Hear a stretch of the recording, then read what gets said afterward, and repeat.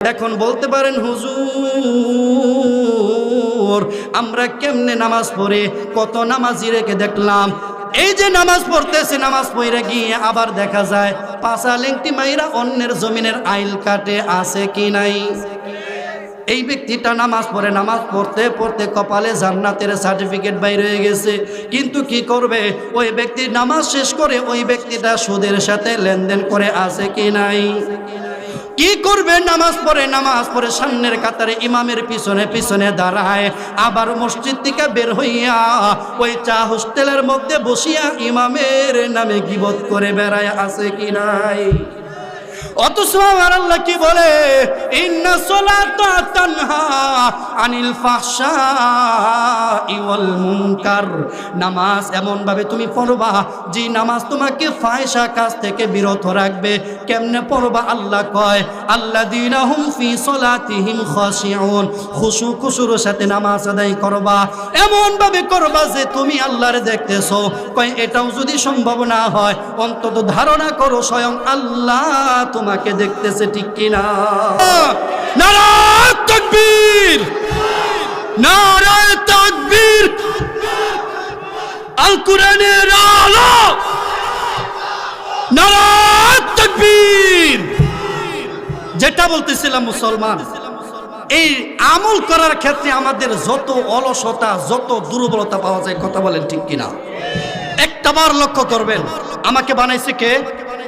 সুস্থ রাখছেন কে? আমাকে আমার এই রিজিকগুলো দিচ্ছে কে? আল্লাহ। এর মধ্যে সন্দেহ আছে? আল্লাহ কয় বান্দা তোর নাজ নিয়ামত যা আছে সব দিলাম, ইয়া আইয়ুহান নাস উবুদু রাব্বাকুম আল্লাযী খালাকাকুম ওয়াল্লাযীনা মিন ক্বাবলিকুম লাআল্লাকুম তাত্তাকুন। সব বাদ দিলাম, আমি আপনি তো আর রাস্তার কুত্তা না, কথা বলেন। আমি আপনি শ্রেষ্ঠ মাখলুক, আল্লাহ যে আমাকে শ্রেষ্ঠ মাখলুক হিসেবে বানাইছে এটাই তো সবচাইতে বড় পাওয়া। আর কিছু দরকার আছে? কিচ্ছু দরকার নাই। তারপরে আল্লাহ কয় আল্লাযী জাআলা লাকুমুল আরদা ফিরাশা ওয়াস সামাআ বিনাআ ওয়া আনজালা মিনাস সামাই মাআ ফাআখরাজা বিহি মিনাস সামারাতি রিজকাল লাকুম। চিল্লা বলেন না আল্লাহু আকবার। আল্লাহ কয় বান্দা তোরে বানাইলাম, তোর পূর্ববর্তী মানুষদেরকে বানাইলাম, এতটুকুই বুঝে থাকলে তোর জন্য যথেষ্ট। এরপরে আল্লাহ কয় এই যে দুনিয়ার জমিনটা বিছানার মতো বিছানা দিলাম। এরপরে আল্লাহ কয় এরে আমার বান্দা আসমানের দিকে তাকা, আসমানটা আমি ঝুলন্ত অবস্থায় রেখে দিলাম, আসমান থেকে বৃষ্টি বর্ষণ করলাম। এই বৃষ্টির পানি আর মাটি যখন অ্যাডজাস্ট হয়ে যায়, আল্লাহ কয় বান্দা দুনিয়াতে শুধু তোমরা পেটের চিন্তা করো, খাবারের চিন্তা করো, খাবারের চিন্তা করো। আল্লাহ কয় বান্দা তোর জন্য আমি আল্লাহ তাআলা রিজিকের ফয়সালা করলাম। শুধুমাত্র একটা জিনিস দাও, উবুদু রাব্বাকুম। আল্লাহ কয় বান্দা তুমি তোমার রবের ইবাদত করবা। আরে আমার কলিজার টুকরা বন্ধুগণ, আমার বাবারা মুরব্বী, বাবারা পর্দার আলারের মা বোনেরা, লক্ষ্য করে কথাগুলো শুনবেন। আল্লাহ রাব্বুল আলামিন এই আসমানটা ঝুলন্ত অবস্থায় রাখছে, কোনো খুঁটি আছে বলেননি? চিল্লা এখন না আছে কি? কিন্তু আরে আমার বন্ধুগণ আসমানের কোটি হলো চারটা। এই চারটার ফাউন্ডেশনের নাম হলো ঈমান। ঈমান যদি মজবুত থাকে নামাজ মজবুত থাকবে, ঈমান মজবুত থাকলে ওই ব্যক্তির যাকাত মজবুত থাকবে, ঈমান মজবুত থাকলে ওই ব্যক্তির হজ মজবুত থাকবে, ঈমান যদি মজবুত থাকে ওই ব্যক্তির রোজাও মজবুত থাকবে। যদি এইগুলো কিচ্ছু যদি না থাকে তখন এই দুনিয়া কিচ্ছু থাকবে না, সব কিছু তোলার নেই উঠতে থাকবে, ঠিক কিনা? কিচ্ছু থাকবে না। দুনিয়ায় আমল করেন ওয়ালা বান্দা থাকবে না, আল্লাহ বললে ওয়ালা থাকবে না। আল্লাহ দুনিয়াটা রাখবে না, আসমান রাখবে না, কিচ্ছু রাখবে না। আরে আমার বন্ধুগণ তার চাইতেও বড় বিষয় হলো আমরা যে আমল করার ক্ষেত্রে এত কৃপণতা করি, অলসতা করি। আল্লাহ রাব্বুল আলামিন মাত্র 4টা ফরজিয়ত বিধান বান্দার জন্য আমলের জন্য ফরজ করে দিয়েছেন।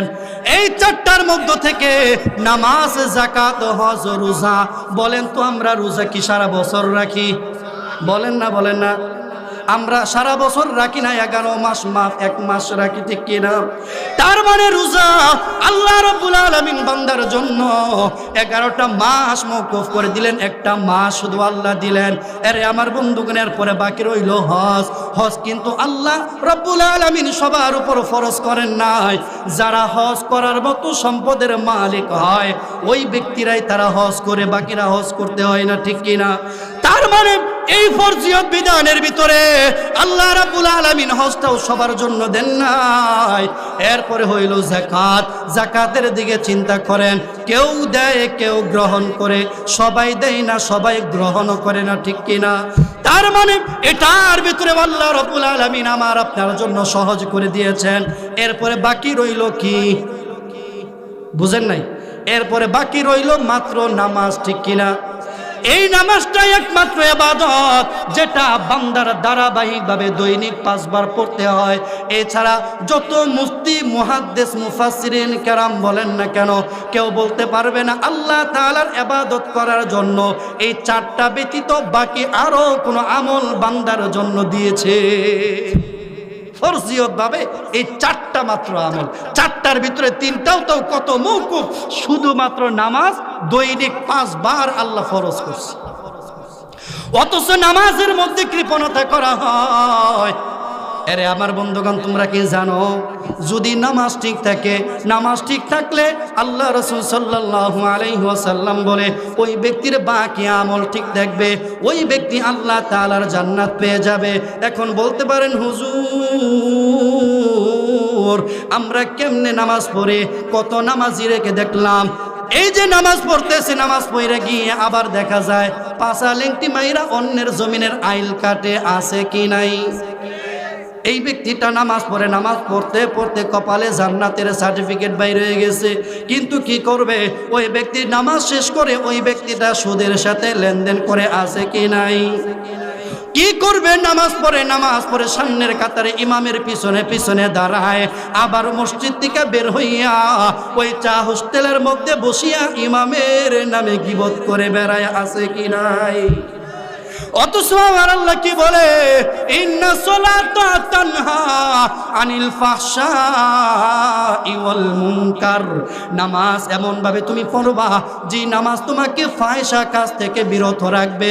কেমনে পড়বা? আল্লাহ কয় আল্লাযীনা হুম ফি সলাতিহিম খাশিউন, খুশু খুশুর সাথে নামাজ আদায় করবা। এমন ভাবে করবা যে তুমি আল্লাহর দেখতেছো। কয় এটাও যদি সম্ভব না হয় অন্তত ধারণা করো স্বয়ং আল্লাহ তোমাকে দেখতেছে, ঠিক কিনা?